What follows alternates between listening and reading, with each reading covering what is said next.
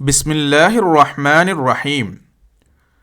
Spiritual Message of Islam by Khwaja Habibullah Shah Alaihi Rahma. Chapter 8. Ecstatic Utterances of Awliya. Avalam yaraw ila at-tayri fawqahum saffatin wa yaqbilna. Have they not seen the birds above them spreading out their wings and closing them? Holy Quran, chapter 67, verse 19. Maulana Jalaluddin Rumi rahimahullah says that this verse of Holy Quran bears a reference to the spiritual heights attained by Awliya Allah while they are in ecstasy. My wings are inborn and they are not artificial. The flight of my soul to the heights is by myself and not by other means. Maulana Jalaluddin Rumi rahimahullah. Hazrat Junaid Baghdadi said to his audience at one of his lectures, "You come here and hear my teaching, but do not understand it. You merely shake your heads.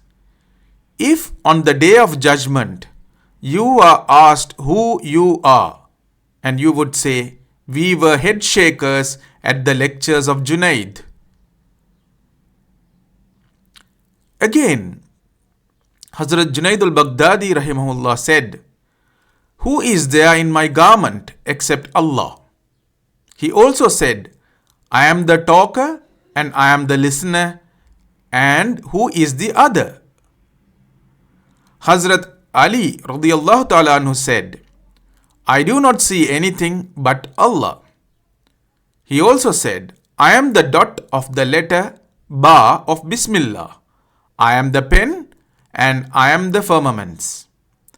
Hazrat Auzul Alam Muhyiddin Abdul Qadir al-Jilani Qaddasallahu Sirrahul Azeez has said, "Allah is his own worshipper and the worshipped." Hazrat Bayazid Bastami rahimahullahu alayhi has said, "Holy I am, how great is my glory." He said that in ecstasy.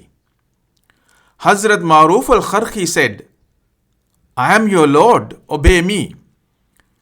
And Hazrat Mansur al-Khallaj rahimahullah said, "An al-Haq, I am the truth."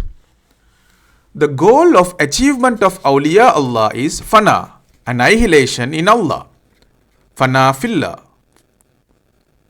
the annihilation of self, and at that time Allah takes the place of their self in all spheres of their activities. This is called baqa billah, or eternity. It is generally recognized that Zat, the essential reality, is spread out in all things and nothing is apart from that. It is of course difficult to gauge how very near one has reached Allah. It is the sacred duty of the Salik, the seeker in the path of Allah, to find out the extent of his nearness and strive to attain union with Allah. A stage will be reached when his sifat, his attributes will disappear into the sifat of Allah, the attributes of Allah. This is called Qurbun Nawafil. When the reality of self in the servant disappears in the Zat of Allah, it is called Qurbul Faraid. So, the Sufis will be practicing annihilation, fana, annihilation of the reality of Zat existing in them into the reality of the oneness of Allah. For example, before the brightness of the sun, the brightness of a lamp is submerged and it seems non-existent, overpowered by the powerful sunlight. Thus, the sifat, attributes of the lamp disappears. This is Qurbun Nawafil. We can find out whether the lamp is burning or not by putting a thread across the lamp. The interference is that even though the sifat, the attributes of light, is now a non-entity, the reality, the Zat in its in it is still existing. On the other hand, if the light of the flame also disappears,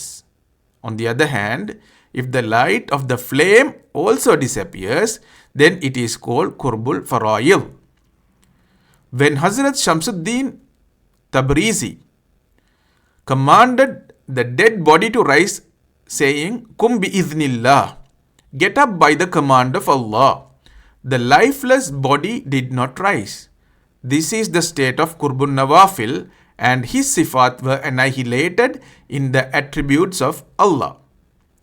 But his reality, Zat, had not disappeared in the Zat, the reality of Allah. When he said again, Kum bi izni, get up by my command, the dead body arose with life. At that time, his attributes and his reality were both merged and annihilated in the Sifat and Zat of Allah. Thus, complete annihilation, the complete fana had taken place, and his self had totally disappeared, and there remained only the oneness of Allah. Therefore, his command at that time was that of Allah, and Shams Tabrizi's existence had dissolved completely. When the self is extinct completely, he becomes the truth, Haqq. This stage is a stage called Qurbul Fara'il.